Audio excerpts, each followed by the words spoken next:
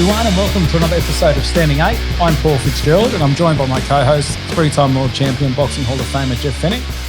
Great to be here as always. And the voice of Australian boxing, Ben Damon. G'day, Paul. Good to be here, mate. A really special guest that we've got with us today, Mark Hunt, has come along. I called him a UFC legend at the press conference the other day, and he blew up. So now it's just a combat sports legend, Mark Hunt. How are you, mate? Thanks very much. Thanks for having me on the show, guys. Appreciate it. You're looking in good condition. You've got a massive fight coming up very shortly, the 16th of December against Paul Gallen. A lot of people said that you were taking it pretty easy this year and maybe you'd need to get started when it was announced, but you look like you've been going right through. Yeah, we've been working hard up in Newcastle with Richie and Rob. This fight was supposed to happen in May, but we're here now. It's finally going to be done. I'm looking forward to this match. I'm really looking forward to this match. It's been, I think, 3 years since I've actually worked properly. In that sort of sense, I'm happy that I'm finishing my career. I'm really happy. It's been a long, long journey, but as the fight goes on, the battle still continues. If it's not in the ring or the octagon, it's somewhere else. And you're finally getting paid properly as well. Of course, Australian boxing. Who said Australian boxing doesn't have money? This is ridiculous. Whoever said that needs things changed. Just be careful where you put your money on that night. Don't leave it in the dressing room. Gal will get there and take it off you. Oh. I've heard some stories about that, Jeff, but Mark, you were just upstairs with Jeff going through a few bits and pieces, looking for stuff for the fight. I was just talking with Jeff, just actually being here with Jeff, boxing royalty, especially one of the greatest fighters ever. So it's great for me to even be sitting here talking with Jeff. It's an honor, and just to get a bit of that knowledge, especially about the boxing game, it's amazing for me. So I'm 30 years plus in martial arts, MMA. K1, and now finishing my career with boxing, and to be sitting here with Jeff is amazing. Well, the great thing also, guys, Rich and Rob Fogarty, two great friends of mine who use a lot of the principles and the things that I do in the sport of boxing. I've spoken to Rob numerous times about Mark, and I know that the boys are going to have Mark super ready on the fight night. As a boxing fan, we're all super excited for this fight, Mark. What's your prediction for the night? Well, all I know is going to be ready to fight. Whether it goes one round or whether it goes 30 seconds or it goes 6 rounds, I'm ready to go. I'll be ready to go. It's great to be, like I said, like Jeff said, working with Rich and Rob, especially with boxing and having that knowledge. It's a different ball game from MMA and kickboxing, but we'll get there. You've been very outspoken about having faced dirty fighters in the past, people who've tested positive. You've got a lawsuit with the UFC. Couple. Paul Gallen's someone who has had question marks around him because of the peptide scandal at the Cronulla Sharks, whether or not he did anything wrong. Do you consider that you're fighting a clean fighter this time? Well, I did. Like I said, I've had lunch with Paul a couple of times. Who paid? Well, I paid. And he still owes me lunch. You still owe me lunch. You owe me lunch, Paul, and we'll get that off you in December. But the thing is, I did message Paul about that because he called me and said his arm popped. Yeah. And I'm thinking, if it tore off the bone, you'll be out for a year. Yeah, and I said, well, and then he called me a few days later and said, the fight's on again. I was like, well, how is that true? You're supposed to have an operation. It's 9 months straight away. But I did message him, are you taking steroids? Are you cheating? And he messaged back and said no. So it's already in my contract. Like I said, with the UFC, I put 2 lawsuits, one lawsuit because of that, and the unfair advantage that they get. It isn't fair, and like I said, it's like pushing a wheelbarrow full of shit up a mountain. Yeah. Well, your early days in K1 and Pride, steroids and performance enhancements were rife in combat sports. You would have fought a lot of dirty athletes over the course of your combat sports. My whole career. They say that, but even as I walked in there, me being as green as I am into that sport is like in my first signing with Pride, I walked into a room full of yakuza, and I said, my first thing I said to the Japanese guy, what are you doing about the steroids in this company?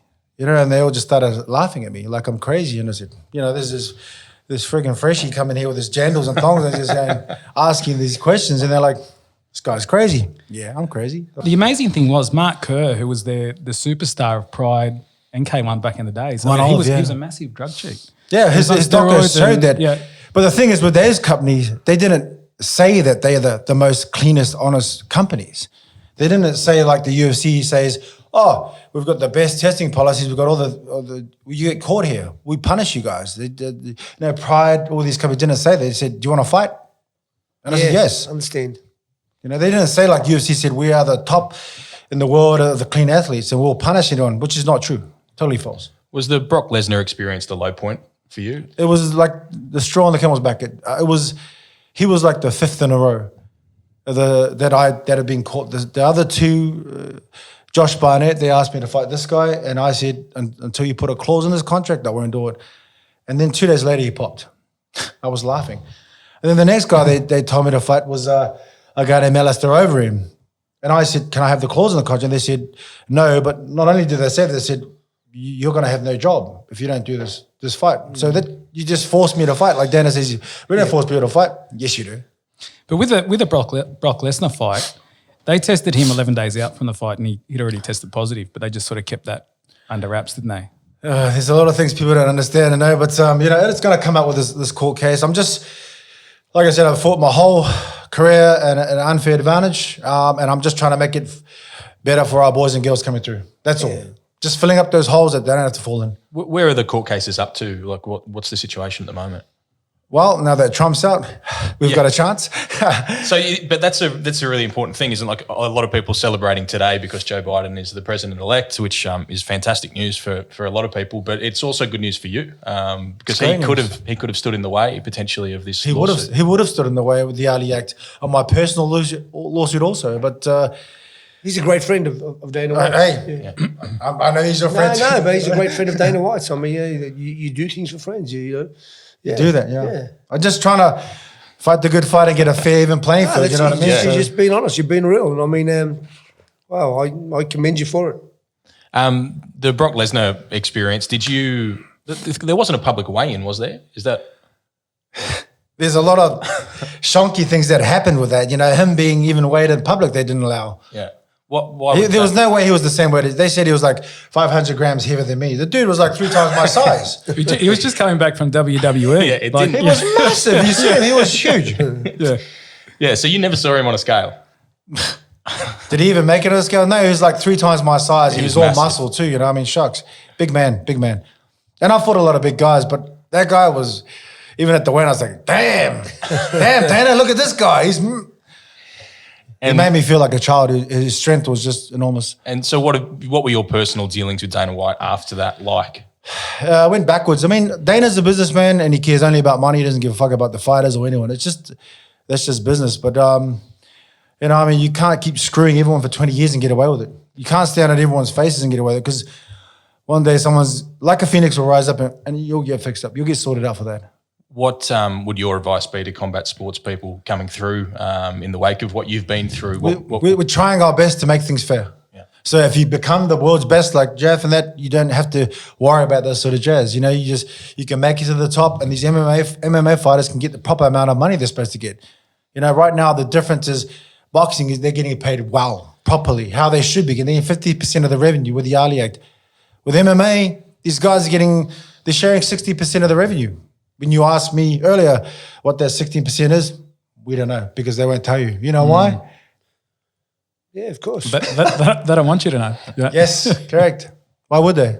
It is sad because it happened with boxing in the early years and everybody was talking about Don King and then all of a sudden us as fighters learned to promote ourselves and we finally realised how much we're worth. And I think the biggest shock for me was that in the MMA, I thought they would have learned through the experience of the boxing, but then they had a powerful guy like Dana who's doing what he wants to do.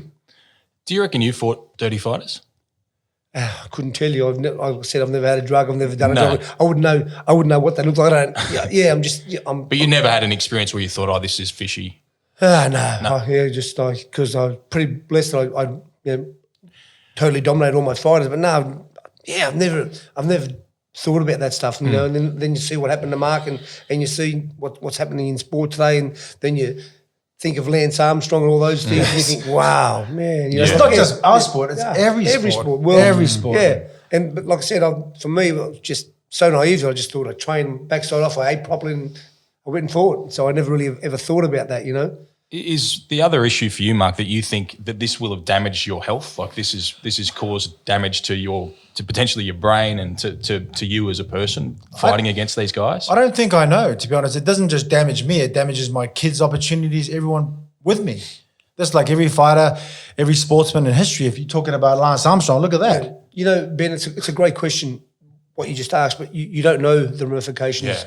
You know, and until sometimes years after, you know, and then what you've got to realise is years after, when these guys aren't in the limelight anymore, you think, and they start getting cranky, they get depressed, they take that out on their kids because of all those things that have happened, you know. And when they think, wow, I could have had that, or I should have had that, and their lives are ruined. And I mean, I look at concussions and stuff today, and the Boyd Courtner instance that's just happened.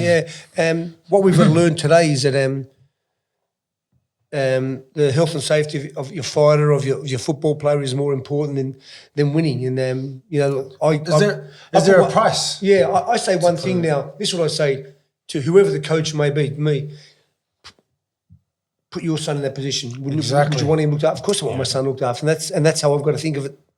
With the sport I'm in today, I know we're all big and tough. We want to fight on and we can get back up. But you got to look at and think of the future now. And I mean, I think that it's a major thing that's happened in sport since the concussion movie in America, and to see the movements. And like I said, it's a big thing. Like I said, he's great talking to us today, but the ramifications 5 or 10 years down the track, and all of a sudden you get depressed, and it's crazy. Yeah. You can't put a dollar figure on it. I don't think you can't put a price on saying what's it going to cost, because the cost is endless. Especially, you're not just talking about one fight; you're talking about athletes from all over sports. So when we talked about Lance Armstrong, for 7 years he ruined people's lives. 7 years, the guys under him, I think it was the 45th guy that was the one that wasn't cheating. His kids, all the people under them, all their opportunities were gone because this guy took it away from them. That's what I'm saying. There's no price we can put on it. Yeah, of course. You can't put a price on your health. Well, in 2017, Mark, you were pulled from a UFC fight card because you were misquoted in an article about potentially slurred speech and some issues with your health. And then you were cleared after that. But do you want to tell us about that? Yeah, it's just totally unfair. And who the hell wants to?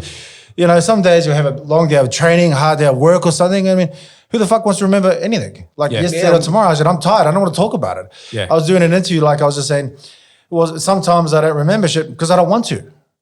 Yeah. I'm with you.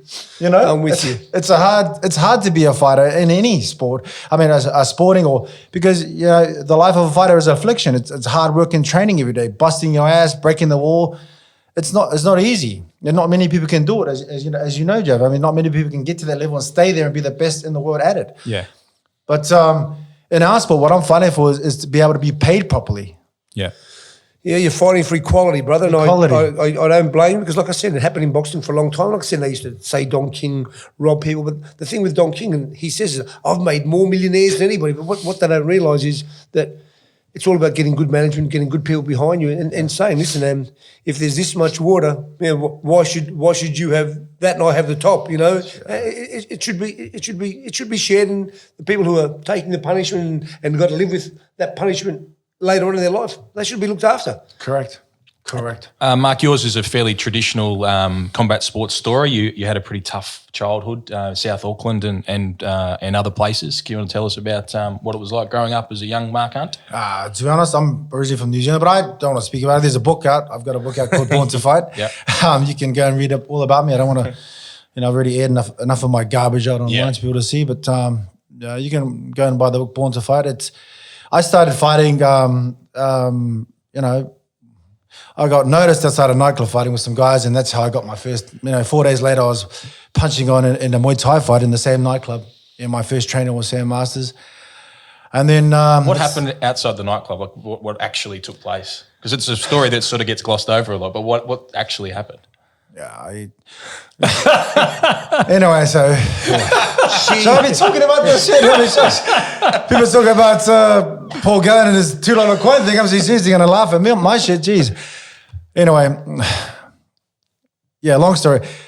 We robbed these guys outside this nightclub, right? Took their jacket or whatever. The other guy was wearing inside the nightclub that same night. The other 4 guys came back and marched him outside, and I said to one of the boys, where's Jonathan? And he said, he's outside. Went outside to help this guy, and when I started to see what it was, there's 4 guys kicking into him in the corner. So I run over, I had Johnny Rebs on, I slipped over right next to him, was sitting shoulder to shoulder getting beat up. And then, they walked to the front of the club, they were laughing, the cops had come and everything. And, how I started, I just went back, I was pissed that time. And just when I started popping them and then went from there. I think I got a few of them. And then the bouncer who started me in the fighting was Sam Masters. He told me, he put me in the toilets and hid me there until after. Yeah, right. 4 days later, I was fighting in that same club. That's how I started. You went home in between, or are you still in the toilets? No, yeah. That's how I started in fighting. Yeah, right. Do you think what would have happened to Mark Hunt if he didn't find, or if Sam Masters jail? didn't? I was already in jail at the second time as a 21-year-old, second time. So I would have been in the system. I was in the system and I was just in a revolving system. So it was more safe for me out in the streets, running the streets than at home with my parents. They're pieces of shit. But anyway, yeah. You can read about my shit in my book, Born to Fight.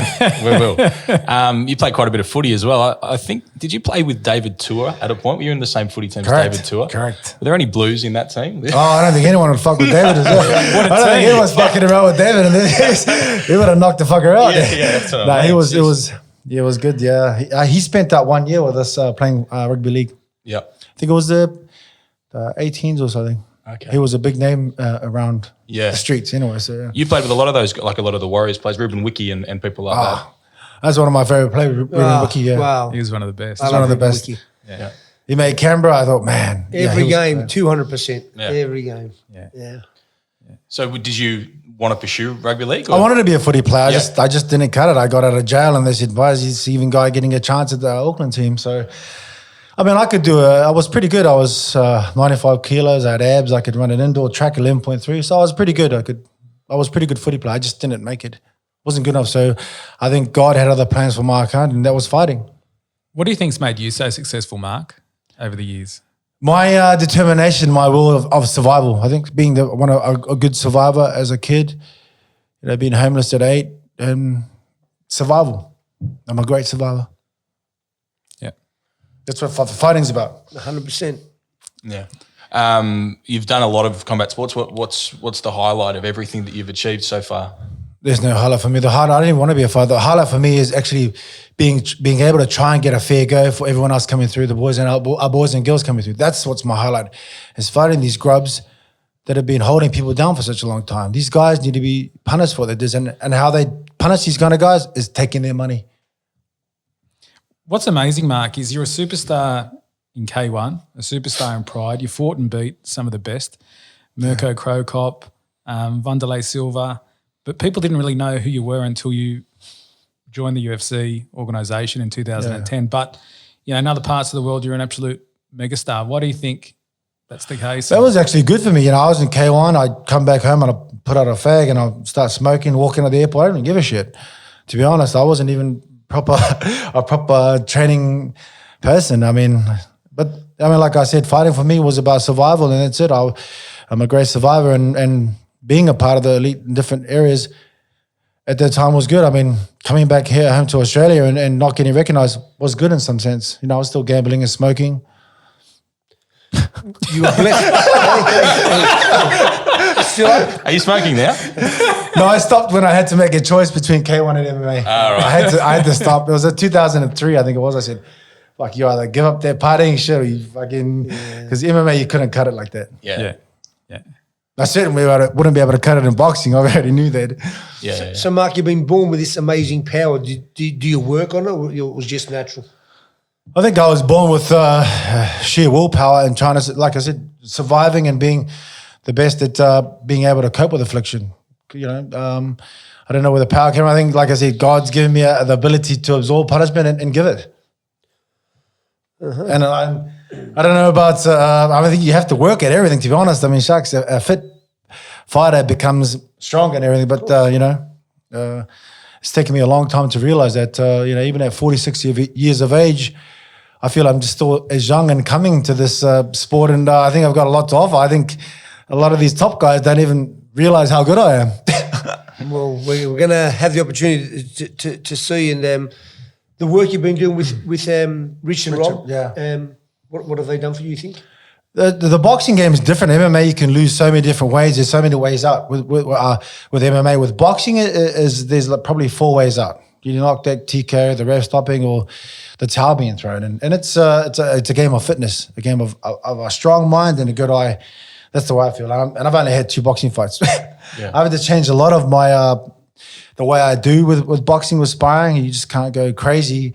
Everything's short. You got to use your legs. It's a different ballgame. Yeah. What are your memories of those 2? Because they're 20 years ago or something. Like I said, I just came from the Bondi Diggers pub straight into the boxing ring with smoke. Oh, you're on. Right, sweet. Fuck, I'm in there.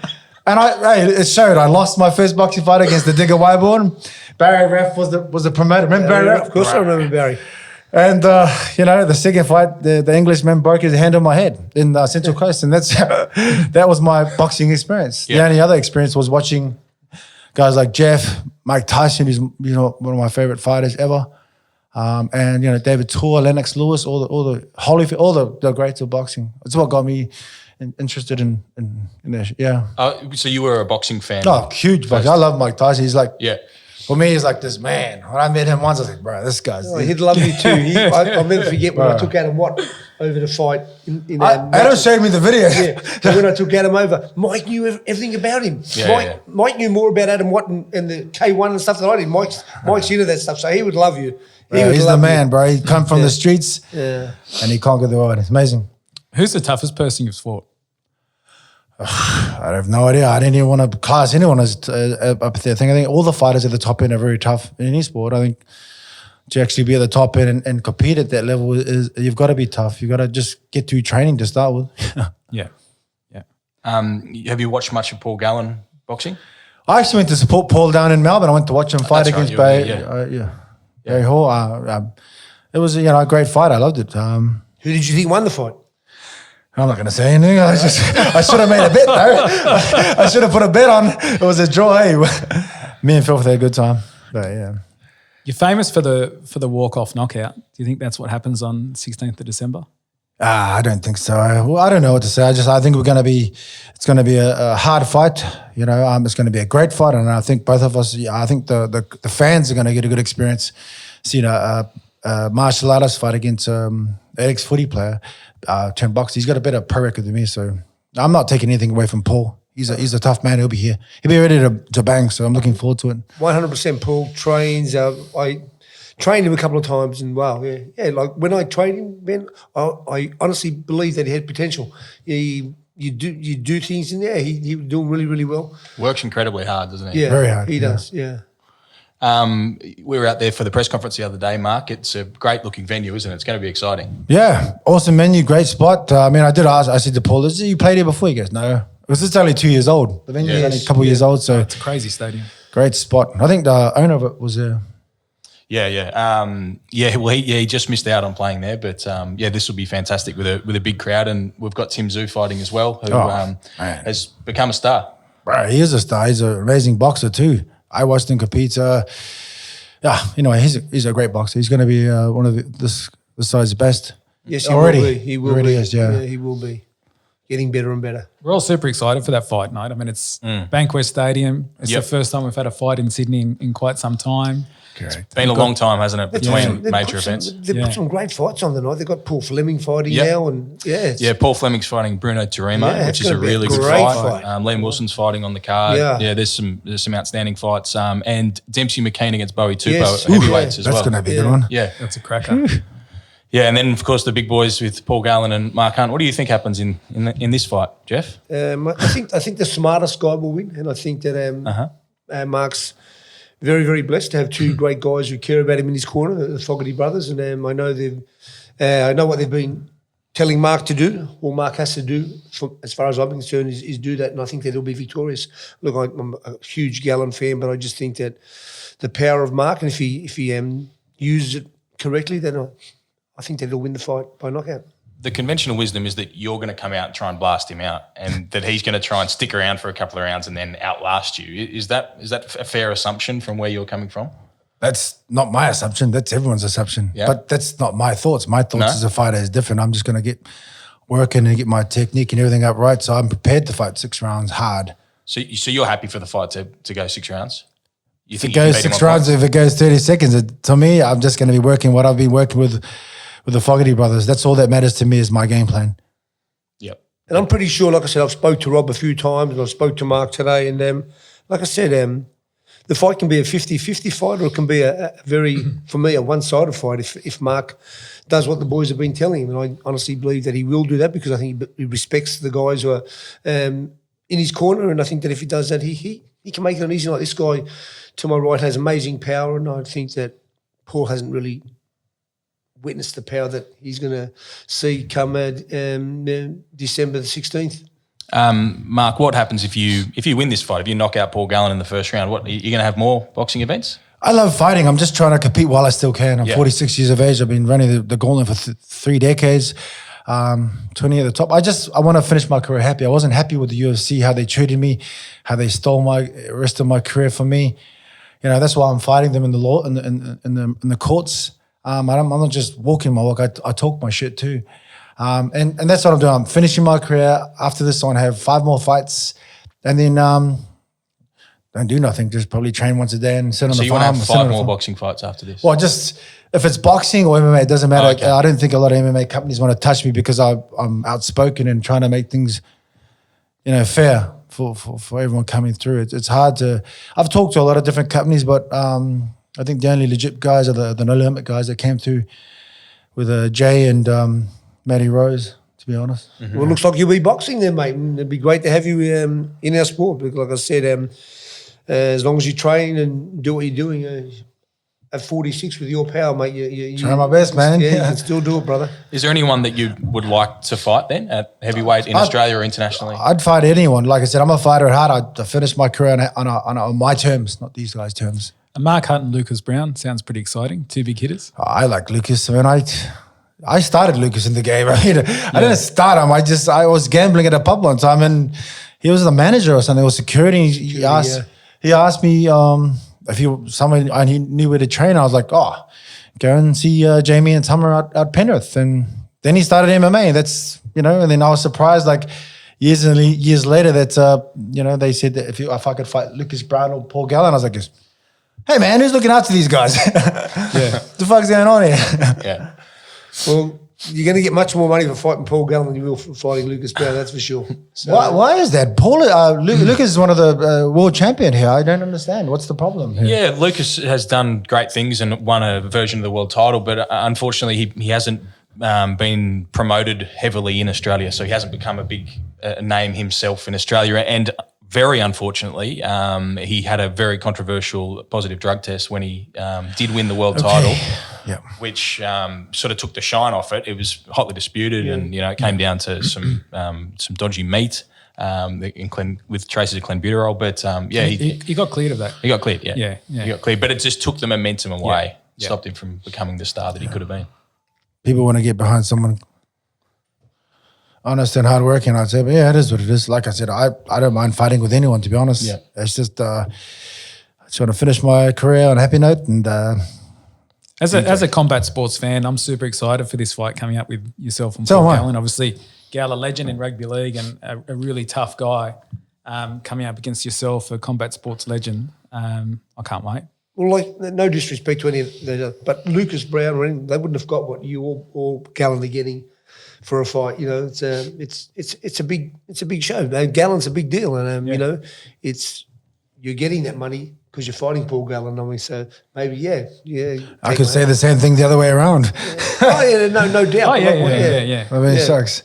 But you're right. Paul is a very interesting person. He's a great footy player and 9-0 is no slouch. He's a great fighter, a boxer. There's a lot of talk and has been for years about Paul Gallen fighting Sonny Bill Williams at some point. Ooh, that'll be good, eh? Yeah, well, if you beat Paul Gallen, I don't know if that fight happens. Would you like to fight Sonny Bill? I'll fight anyone. Like I said, I'll fight underwater if you wanted me to. I'm a prize fighter, man. I'm not here to fuck around getting punched in the head so I can go and fucking eat fucking nothing. I fight to eat. You're looking fit. I mean, you don't look 46. Not yet. We're getting there. Yeah. It's been a long camp. It's been freaking feels like 10 years up in Newcastle. Far. And so boxing's hard. I mean, these guys when they spar and train, it's freaking hard, man. And like at 46 years of age, I'm fucking close to a wheelchair. You got to come down. You got to come down and watch young Brock train one day. Oh, You'll see. I tell you what, I watched some sparring yesterday. It was so amazing. It blew my mind. Best sparring I've ever seen. I saw Troy O'Malley and the other guy. Man, amazing. These guys are just guns. I swear to God, I was just blown away again. Man, these guys are absolutely amazing. Their technique, they didn't waste the drop. I mean, Rob didn't have to say anything. He only had to tell Tony to be quiet. It was the best sparring ever. I will come down and watch box sparring one time. Have you ever sparred Paul Gallen? No, he's asked me to train a couple of times, but I was doing MMA with the UFC and but no, I haven't. We could have. Yeah. Because he does jiu-jitsu also. I mean, maybe we could do an MMA fight after this. We can jump kick each other, who knows? He has a purple belt in jiu-jitsu, I think, too. So, Yeah, it does a bit of. Who do you think the crowd will be behind in this fight? Probably Paul, I think. I don't know. I just think it'd be a great fight. I just think it'd be a good spectacle to watch. If the thing about this is, it's not about whether I can cut it. It's Paul whether he can cut it with the best. And I'm not the best boxer, but I've been a martial artist for a long, long time. Yeah. I mean, not to be rude to the other guys he's fought, but I don't think any of them has run the gauntlet like I have. So I think it's not me to prove anything here. It's him. It's Paul, whether he can cut it with the best in the world. You have fought the toughest guys in the world, no doubt. No doubt. You've fought some of the best. Do you think it's your power that he needs to be worried about or your No, skills? it's my mind. Yeah, right. I've got a good eye for this stuff. I feel anyway. So, I mean, I can't take it away from me. I've been doing it for a long, long time. And what's your regime between now and then? Are you based in Newcastle for the rest of the preparation? I've been up in Newcastle for nearly a year. Right. Going through a separation and everything like that. But a year, so all is now is just sparring and training and getting ready for this December 16 match. You see a great mark on that night. Yep. It's a strong Newcastle strong in boxing at the moment. Sakio Bicker's based there as well. Correct. And some of these He's guys. good, man. Yeah. Have you done any training with Sakio? I've met him a couple of times. He's a good man. Yeah, he's a great fella. Yeah. All right. We done? Yeah. Beautiful. Yeah. Thank you, Mark. Yeah, No, thank you, Jeff. Really looking forward to the the fight. No, thanks, 16th Mark. of December it is on Main Event or at Bankwest Stadium. Really looking forward to calling the fight, Mark. Can't wait. Yeah, thanks, Mark. Thanks, guys, for having me on the show. Appreciate I'm it. looking forward to coming down and do a little bit of work with me and Rob and Rich. I'd love to come do a bit of work with you. The only other guy I've done some work with is Tony Mundine. One pad session, that's it. But, everyone else. So looking forward to it. Love to, brother. Awesome. Awesome. Thank you. Don't forget to subscribe, Standing 8, YouTube, Apple Podcast, and Spotify.